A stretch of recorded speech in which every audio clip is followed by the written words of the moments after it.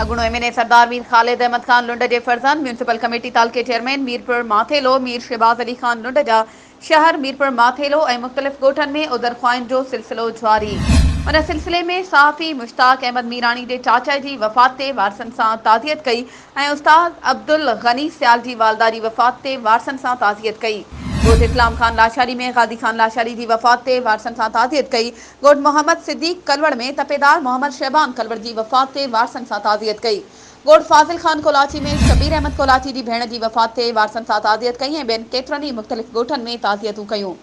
उन मौके ते म्यूनिसिपल कमेटी तालके चेयरमैन मीरपुर मीर शहबाज अली खान लुंड से गड vice chairman Khalid Hussain Mughal UC chairman Salik Hussain Lashari Khalid Hussain Mughal UC chairman Salik Hussain Lashari Wadero Gulsher Ahmed Rozdar Shabbir Ahmed Rind Samandar Khan भयो साजिद हुसैन टावरी गुलाम सरवर सियाल इम्तियाज अली समेजो गुलाम सरवर चन्ना लियाकत अली भयो वकार अहमद भयो इसरार अहमद लाशारी और बिया केतराई मोजिज़ मानू गड हुआ।